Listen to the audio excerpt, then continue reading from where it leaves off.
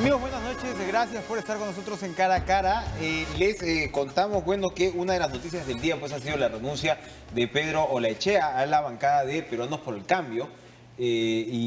Bueno, vamos a recibir a la nueva presidenta de la Comisión de Ética, quien por supuesto vamos a hablar de toda la agenda que maneja pues en este grupo de trabajo. Pero primero, congresista Yaden Sánchez, gracias por estar con nosotros. Queríamos preguntarle su comentario sobre cómo se está viviendo pues al interior de la bancada de Peruanos por el Cambio esta renuncia de Pedro Olaechea. Él ha dicho que sus principios pues incomodan, ¿no?, a miembros de la bancada. Evidentemente se está refiriendo pues a su votación por la suspensión de los congresistas Kenji Fujimori y sus dos compañeros pues llamados los Avengers. ¿Cómo está? Buenas noches. Buenas noches, Enrique. Gracias por la invitación. Encantada de estar aquí. Efectivamente, no es muy lamentable el día de hoy. Hace pocas horas me enteré de la renuncia del colega Olaechea. Muy lamentable que haya renunciado a la bancada. Era un buen aporte al equipo. Sin embargo, también comprendemos las diferencias que él pueda tener, que no son personales, no podríamos llamarlas políticas, ¿no? Y se comprende, se entiende, y yo creo que más referencias de ello puede hacerlo él mismo, ¿no? ¿Qué pasaría? Efectivamente, las puede hacer él mismo, pero digamos que una votación en el sentido que se dio directamente pues iba a la línea de flotación de lo que fue la renuncia incluso del expresidente Pedro Pablo Kuczynski. ¿Cómo se recompone la bancada? ¿Cómo están las relaciones con el ejecutivo de Martín Vizcarra ahora mismo? Se ha dicho que hay una suerte de confusión identitaria en la bancada de PPK. Evidentemente son circunstancias pues particulares. Pero ¿cómo se está volviendo a rearmar esta relación con el ejecutivo? Si es que se está Nosotros dando. tenemos un trato cordial con el presidente de la República, por ende con el gobierno de Peruanos por el Cambio, eso es muy claro. O sea, Peruanos por el Cambio sigue en el gobierno. Y nosotros como bancada oficialista tenemos la responsabilidad. Es el segundo tiempo, para ponerlo en tiempos, en términos podríamos futboleros. llamarlo porque es una sucesión constitucional válida, ¿no? Entonces, legal. Y tenemos que continuar siendo oficialistas, como ya lo indicó el mismo presidente de la República. Eso no es ningún conflicto, ningún problema en ese sentido, ¿ah? Más bien, yo creo que tenemos que acabar con los conflictos que puedan haber o las discrepancias que pueda haber entre el Ejecutivo y Legislativo, en este caso con la bancada oficialista, ¿no? El Ejecutivo. Tenemos que pensar en el país. Ya hemos paralizado muchas cosas, mucho el desarrollo del Perú, y no podemos continuar en estas cosas.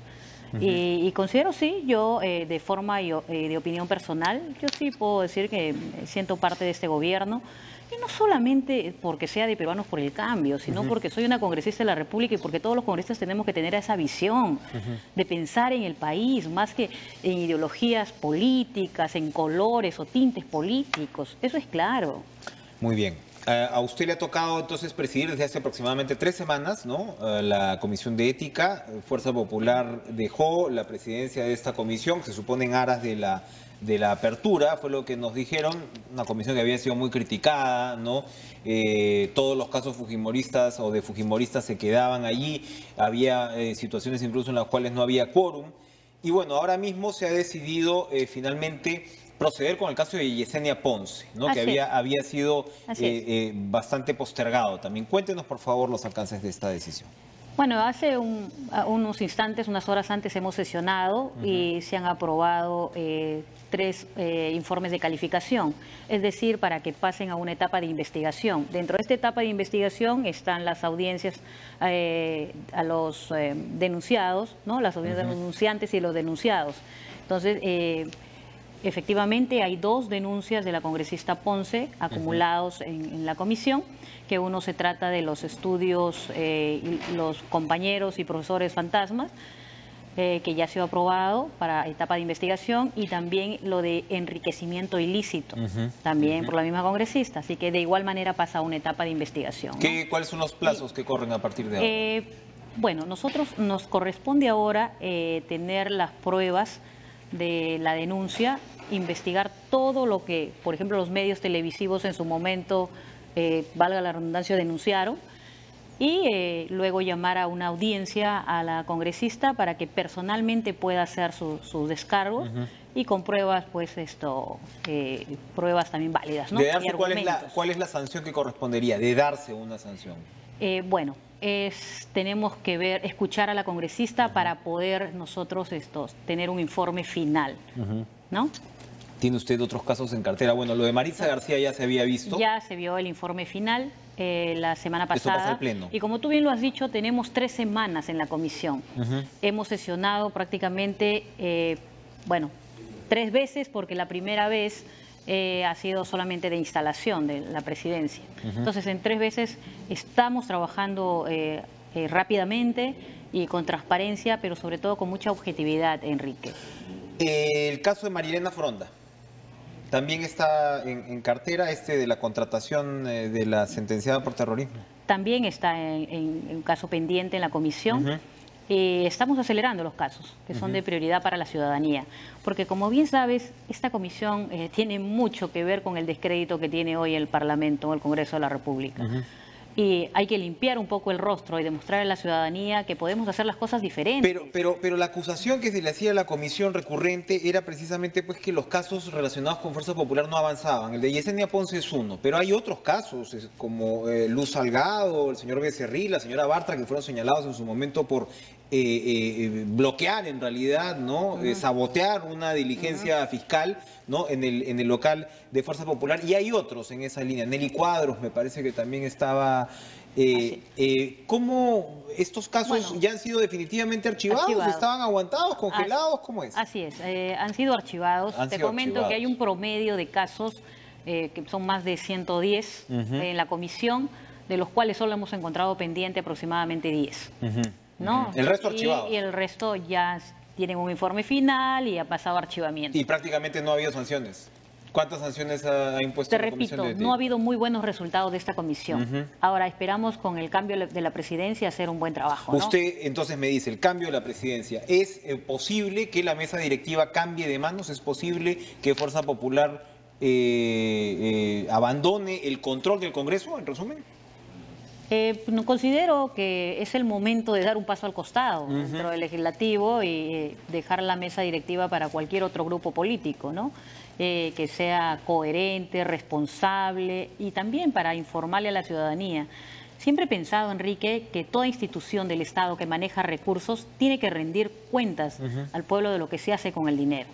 O sea, y esto es, creo que lo que ha faltado durante todo este tiempo en el Parlamento, ¿no? Ahora, hay un tema de manejo administrativo, pero hay otro tema pues también que está íntimamente relacionado con el descrédito del Congreso, que es el tema legislativo en sí mismo, ¿no? O sea, hemos visto ahora lo de las cooperativas, hemos visto que no se llega a una reforma electoral como se debe, hemos visto iniciativas que sería un poco largo volver a recordarlas, pero hay varias. Entonces yo creo que también todo este tema de los gastos presupuestarios y las contrataciones, que por supuesto hay que fiscalizarlas, están ligadas con la decepción de la población con todo lo que es el trabajo en sí del Congreso, que sería el parlamentario. Yo sé que no es el único, pero es con lo que se le identifica a la gente y se espera que ese trabajo se cumpla.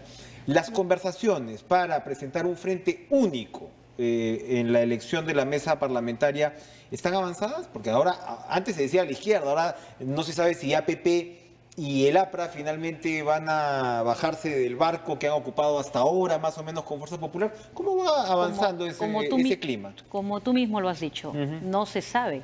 Todavía no ha habido reunión de nuestra bancada para debatir este tema puntual, no lo ha habido. Seguramente va a darse en los próximos días y bueno, ya ahí informaremos qué decisiones adoptamos, ¿no? Pero como bancada.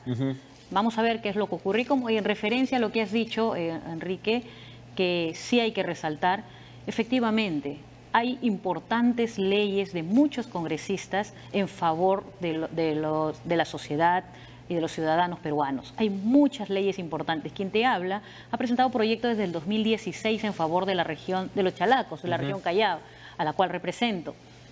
Pero no se ven. O sea, la mesa directiva es quien maneja la agenda del Pleno y eso hay que decirle a la población. muchos pensarán, los ciudadanos o la gente que ha confiado en nosotros, que no se trabaja. Eso es falso. Tiene que ser frustrante para un congresista. Por supuesto. Porque si usted lo que me dice es que está presentando los proyectos de ley y estos sencillamente no pasan, usted y sus colegas todos caen en el descrédito general del Parlamento. Y hay importantes leyes. Mira, los proyectos de ley declarativos quizás sean un tema netamente político. No es que no sean importantes, pero también hasta hoy el día del fútbol peruano de Yesenia Ponce, por ejemplo. O sea, no son efectivos en beneficio de la población. Que se lo están corrigiendo, dice. No sé, habrá que ver el resultado. Hay proyectos que bueno, yo nunca hablo mal de ningún colega, al contrario, cada uno sabe por qué hace sus cosas. Deberían hablar, deberían hablar algunas veces un poquito más mal de algunos colegas, pero bueno, no es mi estilo. No es mi estilo atacar a ningún colega, sin embargo, sí creo que debemos levantar un poquito la voz y decir que se priorice en la agenda del Pleno proyectos importantes. Por ejemplo, como los proyectos que estoy presentando para el Callao, el incremento de la renta de aduanas del 2 al 10% para proyectos de envergadura, proyectos de relevancia que necesite el Callao como primer puerto. Ojo, no, hay muchas necesidades en el Callao y este proyecto es espectacular o sería espectacular para los chalacos. El proyecto del Fondo Educativo del Café, Enrique. O sea, que nosotros tenemos un fondo educativo en el Callao que vaya destinado a la Universidad del Callao. Eso no lo mueven. No lo mueven. ¿En qué comisiones toca que muevan esos Economía proyectos? Y educación. También tenemos de los trabajadores administrativos del sector educación que ganan por debajo, Enrique, y eso hay que decirle a la población. Y aquí, si me das la oportunidad, yo le digo a los pobladores chalacos, estamos trabajando para ese sector que tanto necesita. Ese sector no gana ni 750 soles al mes, a pesar que el sueldo mínimo es 930. ¿Cómo se puede vivir menos sus descuentos con 400 o 500 soles? Eso es lo que estamos haciendo, que ese equipo, ese grupo, ese sector de la población, por lo menos un poco de justicia social para ellos, que se capaciten. Perfecto. Y de repente, discúlpame, me apasiono en esto porque, o sea, a ver, no encuentras tu respuesta en ningún lado para que estas cosas se prioricen, estos proyectos. Entonces, hay que hacerlo. Y eso es solamente responsabilidad de la mesa directiva, el que pueda priorizar los proyectos. Será pues un punto para iniciar la discusión, para iniciar el debate y finalmente, si se da el cambio de manos en el Congreso, probablemente la democracia salga fortalecida. Porque todo este debate, incluso que vemos de manifestaciones lamentablemente violentas en algunos casos que tienen como punta de lanza cerrar el Parlamento, le está quitando pues a la democracia una de sus patas fundamentales. A nadie le conviene que estemos en esta situación. A ningún peruano. Gracias. Al Perú en general. Gracias, Janet Sánchez, congresista de Peruanos por el Cambio, presidenta de la Comisión de Ética. Estaremos esperando además los resultados de esta nueva comisión. Esperamos este nuevo trabajo y que pues ayudemos otra vez a refrescar un poco la imagen del Parlamento.